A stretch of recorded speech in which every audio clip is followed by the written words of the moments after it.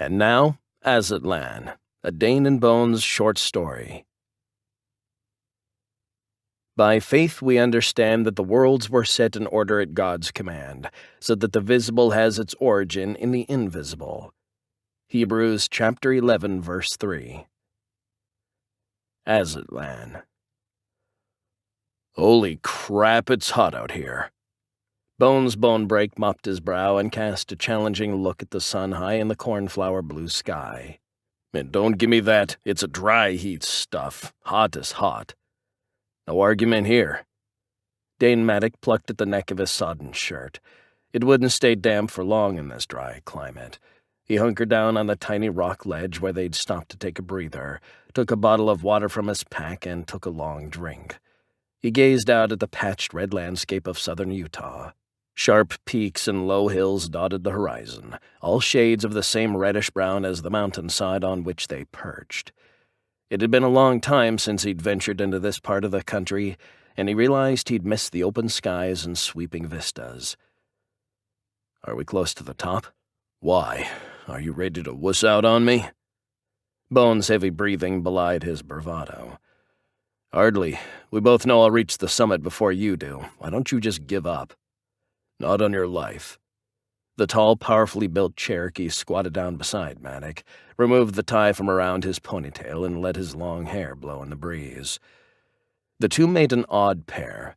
Maddock was fair-skinned with blue eyes and short blonde hair. He stood just a shade under 6 feet tall, but alongside the 6.5-foot-tall Bones, he looked small. Bones stood, knuckled his back, and turned to examine the rock face above them. Only about 50 meters to go. Shouldn't be too bad. Remind me again why we decided to free climb here? Maddock asked, tucking the water bottle back into his pack and rising to his feet. Because no one ever has. Because it's awesome. Bones bared his straight white teeth in a wolfish grin. How'd you find out about this place anyway? My cousin Isaiah. Bones's cousin Isaiah Horsley was a professor and archaeologist working in the American Southwest. He found out about it from a local storyteller who says few people even know this place exists. I don't wonder, Maddock said, considering how much trouble we had just getting here, much less climbing it. Motek Mountain's height and steep sides made it look less like a mountain and more like a butte that had been stretched out until it touched the sky. Nestled in the heart of Utah's Red Rock region, it was one of the most remote locations Maddock had ever visited in this part of the country. He told me some other stuff about it, legends mostly. Weird stuff, but pretty cool. Tell me when we get to the top. The longer I stand here, the more I think about the cooler of beer waiting in the car. Dude, you can drink beer anytime. How often do you get to boldly go where not very many men have gone before? Maddock frowned at Bones. Seriously? We do it all the time. And that's why we rule. Now let's get back to climbing. Upon reaching the summit, Maddock expected to be rewarded with a refreshing breeze and a spectacular view, but he found neither. A fine mist hung over the landscape, slowly swirling in a clockwise pattern and giving the air a tepid quality. This is weird. Bones waved his hand in front of his face, the mist curling around his arm. It's like it wants to grab a hold of you. Nothing about this makes sense, Maddock said. We're in an arid climate. Why doesn't the fog dissipate or at least burn off? And where's the moisture coming from? The storyteller said there's a lake up here. Want to check it out? Maddock gazed at the curtain of mist. It was odd, to be sure, but it didn't seem to be dangerous. Curiosity winning out over caution, he nodded. Let's see what's up. The way was smooth, with only a few scattered boulders here and there to impede their way. Though the mist shrouded the landscape in white, it was thin and visibility was more than adequate. Soon they came to the edge of a dark lake. Want to go for a swim? Bones asked. I don't know. Maddock felt uneasy as he scanned the surface of the water. He realized in an instant what caused his discomfort. The water doesn't move at all. Look at it. It's like a sheet of glass. Maybe it is. Bones knelt down and touched the surface. It scarcely made a ripple. This is jacked up.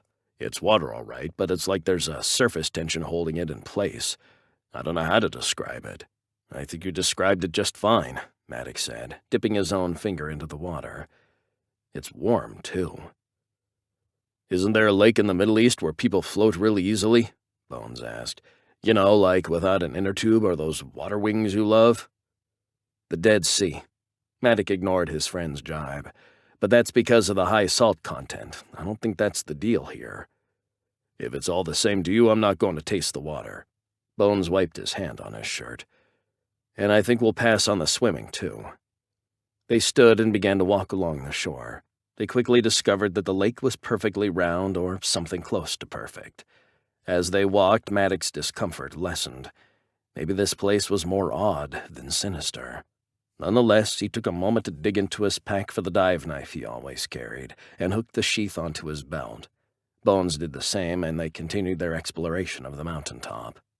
Maddock estimated they'd reached the side of the lake opposite where they'd begun their circuit when Bones halted in his tracks. Look at this. Maddock followed his friend's line of sight where a complete skeleton grinned up at them. A tarnished breastplate covered its chest, and a tarnished helmet and the rusted remains of a sword lay nearby. Spanish, Maddock noted. Probably an explorer. And he climbed all the way up here in his armor? Bones said doubtfully. I'm not buying it. It wouldn't be the strangest thing we've ever seen. Who knows? Maybe there is or was another way up. I have another idea. Bones folded his arms and turned to face Maddock. Hear me out on this. This is an alien hot zone. He raised a big hand before Maddock could argue. Just listen. I could explain the weird water and the mist. And like you said, we've seen enough strange crap that it's not the most far-fetched idea in the world. So the aliens abducted the Spaniard and then dumped him here? Maddock couldn't believe he was indulging in his friend's fixation with extraterrestrials, but Bones wasn't wrong. They'd seen and experienced enough strange things that nothing could be discounted. Now you're thinking like an honest-to-goodness conspiracy theorist. I knew I'd win you over sooner or later. Just trying to follow your train of thought, and believe me, it's a scary ride. They continued on and made it only 20 or so paces before something on the lake caught Maddock's attention. Bones, look at that. Far from the shore, a dark shape loomed in the mist. At their feet, flat, round stepping stones formed a bridge. Another of the storyteller's details I forgot to mention, Bones said. There's supposed to be an island in the middle of the lake, and of course it's cursed. Do you believe in curses? Maddock asked. Other than a woman scorned? Nope. Bones grinned. Lead the way. Maddock tested the first stepping stone and found it was solid. He tensed slightly as he put his full weight on it and relaxed when it held. I don't know if it'll support your fat butt, he said to Bones, but I'm good to go. Screw you, Maddock. Maddock almost felt like he was dreaming as he moved through the mist across the motionless lake. I bet this is what heaven is like, Bones said in an uncharacteristically soft voice. You'll never find out. That's cool. Better parties in hell anyway. At the center of the lake, they stepped onto solid stone. It didn't take long to discover that what Bones had believed to be an island was in fact a giant stone disk. I told you, dude, Bones said. Aliens. Aztecs more like, see? Symbols and other imagery covered the rock beneath their feet. Though he didn't know the meanings of most of them, the patterns and motifs were familiar. It looks like a giant Aztec calendar stone. You're right. Bones dropped to one knee to get a closer look. Doesn't mean aliens didn't help them, though. True. Let's keep going. They moved deeper into the mist, and soon the dark form toward which they'd been moving began to take shape. They soon found themselves at the foot of a miniature pyramid. At the top stood a small temple, surmounted by a sculpture of the feathered serpent head of Quetzalcoatl. That sealed it. This site was definitely Aztec. They climbed the dozen stairs to the top, where just inside the temple door, a tight spiral staircase descended into the darkness. They clicked on their mini-mag lights and headed down. Time seemed to slow down as they wound deeper into the heart of the mountain, Bones grumbling all the while about the low ceiling and tight quarters. Finally, they emerged in a large chamber. Maddock halted at the entrance and ran the beam of his light across the floor, looking for potential booby traps, but saw nothing. He took a few cautious steps inside and waited for Bones to join him. Interesting, Bones observed, shining his light all around. The room was round with a low ceiling. Spaced equally were the mouths of 7 caves. At the center stood a waist-high pedestal. "There's an Aztec legend," Bones began, "about a place called Chico, or the Place of the 7 Caves. From here, 7 tribes, for lack of a better term, came together and settled at Aztlan, the ancestral home of the Aztecs." "So if this is Chico, you think Aztlan is somewhere around here?" Maddock asked. "The Aztecs called Aztlan the land to the north, and this is well north of Mexico. It was reputed to be an island within a lake." Bones scratched his chin. "And the word itself means the place of whiteness. Think about it. The island within a lake, the white mist, the connection to the caves. I think the island up above us is Aztlan." Maddock frowned. "But Aztlan is supposed to be the Aztecs' ancestral home. An entire nation couldn't live up there. It's just a single mountaintop." "You know how legends work. They get passed down from generation to generation, and it changes a little at a time until it's an entirely different story with only a few recognizable details remaining. Maybe Aztlan was the place the Aztecs emerged from, I don't know, under the earth." Only a few years earlier, Maddock would have scoffed at this, but such a story no longer seemed far-fetched. "Let's check out the caves." They began by exploring the first cave to their left and quickly discovered that it plunged downward at a steep angle, going on and on with no end in sight. A cursory inspection of the other caves produced similar results. "This isn't a two-man job," Maddock concluded. "It would take a team, maybe several teams, of researchers to explore this place, depending on how far down the caves go." He turned and shined his light on the pedestal at the center of the main chamber. "Let's check this out." At first glance, the pedestal was merely a simple cylinder, but closer inspection revealed a detail that had gone unnoticed. At the top, set in the center of the cylinder, was a turquoise disc. No more than a hand's length across, it was engraved with several symbols. Around the outside ran what looked like a 7-lobed clover. Inside that lay a ring of 5 suns. Finally, at the center, 2 figures faced one another. Only a few minor details kept them from being mere images of one another.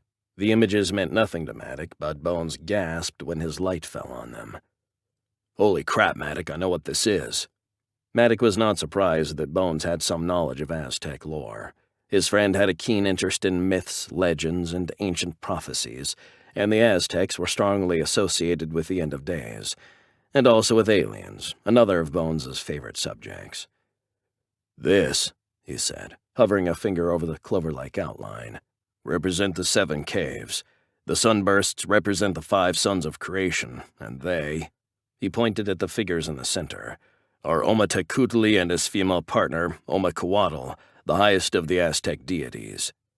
He looked at Maddock. "This is the duality stone." "What does that mean?" "I can't say for sure. Only the craziest conspiracy theorists believe it exists." He broke out into a broad grin. "Tell me again what nutbags those guys are." "You know what they say about a blind squirrel," Maddock said. "But in this case, I tip my cap to you and your eccentric friends." Bones stood for several moments in silent contemplation. "I think we should tell Isaiah about this place. After all, he's the one who tipped me off about it, and he's got the resources to study it properly." "Agreed," Maddock said. "This is one heck of a discovery." The sun was setting over the hills, painting the landscape in shades of orange, by the time they made it back to their vehicle. Both men were utterly spent, yet buoyed by their discovery, their spirits remained high. As they drove along the rutted dirt road back to civilization, Bones spied a small bar. It was a squat adobe-style building of faded brown, nearly the color of the surrounding earth. A faded sign, the paint peeling, proclaimed it the White Bear Pub. "I don't remember seeing that place on the way here," Bones said. "It's not often that a watering hole escapes my notice." "It was 6 a.m. I hope you weren't keeping an eye out for bars," Maddock said. Bones nodded thoughtfully. "That must be it. Let's stop for a while." "We've got beer in the cooler." "Yeah, but this place has different beer. No reason we can't drink both." Bones slowed and turned off the main road. He parked alongside the only other vehicle in the dirt lot, an aging sedan of unfamiliar make. As they mounted the single rickety step up to the building, he glanced back at the rented SUV and frowned. "I could have sworn we rented a CRV," he said. I thought so too. Maddock walked around the back of the vehicle to check the model name. What the hell is a Gazelle? Bones shrugged. Who knows? Must be a Hyundai or some crap like that. It got us here, that's what matters. Inside they found themselves the lone customers inside the dusty bar. Narrow beams of sunlight filtered in through dirty windows, shining on the ceramic tile floor, which was pitted and cracked in places and setting the dust motes aglow. Maddock and Bones took seats at the bar where the local news was showing on an aging television set. Good and spring for a flat screen? Bones asked. Don't worry about it. The bartender, a stout man of late middle years with lightly tanned skin, copious ear hair, and a bald head, greeted them enthusiastically. My first customers of the day. I'm Alexei. What can I get you? Maddock noted a slight Russian accent to the man's speech, unusual for this part of the country. Dos cervezas, por favor. Bones held up 2 fingers. Dos Equis if you've got it. Alexei frowned. I don't know this beer. That's cool. Just give us 2 of the best beers you've got. The man smiled and handed them 2 bottles labeled Tinkoff Golden. Bones tipped him generously and clinked bottles with Maddock. To Discovery. Discovery, Maddock agreed. He took a long drink, taking the time to savor the light, tangy flavor. He nodded approvingly and took another drink. Not bad. They finished their drinks quickly, and Bones called out to the bartender. Yo, Axel, another round. Alexei, the man corrected, though he smiled to show no offense was taken. Who's your pick to win the Super Bowl this year? Bones asked, trying to make conversation. Alexei tilted his head. You mean the soccer bowl? What? No, dude, the Super Bowl, football. Football and soccer are the same. Alexei picked up a greasy rag and began wiping the counter.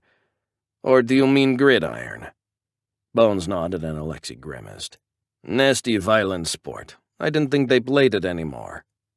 Bones made a confused face, but continued to make small talk with Alexei. Meanwhile, Maddock turned his attention to the television, where the reporter was saying, Today, the American Politburo sent a strongly worded message to Moscow, warning the Premier that America will not be treated as a lesser member of the Soviet Union. Maddock almost spilled his beer. Bones had heard, too. Are we on a hidden camera show? Bones looked all around. I don't understand your jokes, Alexei said, but I like you all the same. You're pretty cool, too, Bones said. Say, who's the president nowadays? Alexei cocked his head. How do you not know that? I can't really talk about it. Let's just say I've been out of circulation for a while. No television in prison? Alexei grinned. The president is Vladimir Putin. I meant the president of the United States. Alexei laughed. No, I think I am the one on hidden camera. There has been no president since the war. The American Politburo governs, but reports to Moscow, just like all countries in the Soviet Union. Maddock's head swam, and he felt as though his tether to reality was slipping. He took a closer look at their surroundings, truly taking in all the details. Everything was Russian. Posters of soccer and hockey teams, and framed photographs of Soviet premiers dominated the walls. Alexei walked away, shaking his head, and Maddock looked at Bones. What the hell is going on here? Bones stared at him, and then he closed his eyes and let out a groan. I did it. He buried his face in his hands. I took the duality stone. It's in my pack. I don't know why I did it. It was like the stone wanted to be taken.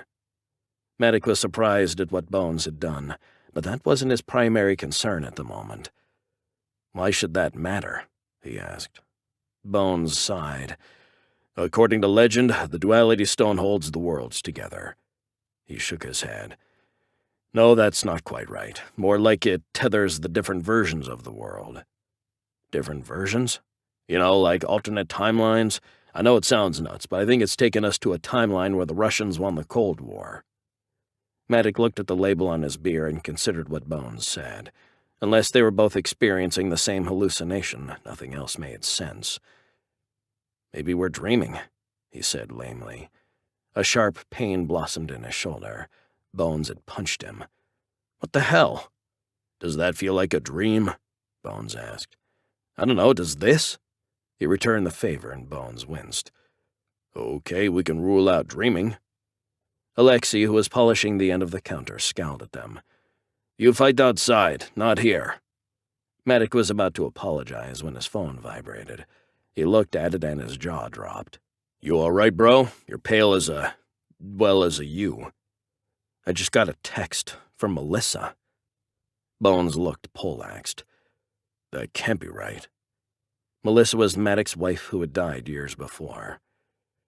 "If we're in an alternate timeline, maybe she's—" Maddock couldn't say it aloud. Holding his phone in a trembling hand, he read the message aloud. "Hope you can come home soon. We miss you." "We," he whispered. "Melissa was pregnant when she died, maybe." "Don't do this to yourself, Maddock," Bones said. Maddock scarcely heard him. He was scrolling through his contact list. He saw familiar names: Bones, Willis Sanders, Pete Professor Chapman, and Jimmy Letson. But he also saw names that hadn't been there before. Hartford Maxwell, their old commander who had been murdered by the Dominion. Franklin Merriweather, a beloved officer who died in the Holy Land. And then he gasped. "Mom and Dad," he breathed. "Bones, look at this. My parents are still alive. And Maxie and Merriweather." Bones snatched the phone away and scrolled through the list, his brow furrowing deeper as he read. "This is not good." "What do you mean? Melissa, my parents. Bones, I need to go home." "Just chill for a second. Listen, we don't belong here. Right now, some alternate Maddock is probably driving home from his job selling insurance, and I'm sure there's another version of Bones who's getting busy with a Russian tennis player. But they're not us and we aren't them." "How do you know? Maybe the alternate versions of us are on a climbing trip in Utah. Maybe we've taken their places." "It doesn't matter. This isn't our world. Look at this." Bones turned Maddock's phone around so he could see the display. "Yeah, there's some new names here, but you know what? There's some missing, too. Matt and Corey aren't here. That means we don't have a crew. There's no Kaylin Maxwell, no Jade, no Tam Broderick. All those mysteries we solved, all we did to fight the Dominion, never happened. Not here. And there's another important name missing." They exchanged a level look, and Maddock felt his resistance crumbling. He knew precisely who Bones meant. Pain stabbed at his heart. How could he have wanted to stay here, but how could he want to leave? "Besides, do you really want to live here under Soviet rule?" Maddock shook his head. "I suppose not." Just then the phone vibrated again. Bones glanced at it and his eyes went wide. "What is it?" Bones shook his head. "You're better off not knowing, trust me." "Give it to me." Maddock spoke slowly, pronouncing each syllable in a tone that said he would brook no nonsense. Reluctantly, Bones handed it over. Melissa had texted him again. This time she'd sent a photograph. There she was. Her smile and her big brown eyes were just as he remembered. But it was the little boy, a blue-eyed blonde who sat on her knee, that captivated him. It was his son. "He looks just like you," Bones said. Maddock's throat was tight, and he only managed a single nod. He felt as if his heart were being torn into a million pieces. It was more than he could take. He took a deep breath and cleared his throat. When he could finally speak, his voice was husky. "Bones, let's put that stone back where we found it." The moon hung low on the horizon when they once again emerged from the temple atop Motek Mountain. It shone dully through the mist that still hung over the mountain top. Between the climbing and the strain of this afternoon's experience, Maddock had nothing left. He crossed the lake and made his way back to the spot where they'd made their ascent, only scarcely aware of his surroundings, his mind as foggy as the air that surrounded them. "I think we should stay here till morning," Bones said. "It's too dark and we're both too tired to climb down." Maddock nodded and sank to the ground. "It sucks that we won't know until tomorrow whether we made it home or if we're still stuck in our own version of Red Dawn." Maddock took out his phone. He scrolled through the contact list and then checked the text messages. The photo and message from Melissa were gone. His list was back to normal, though, and the name at the top brought a smile to his face. Angel. "It's all right," he said. "We're back."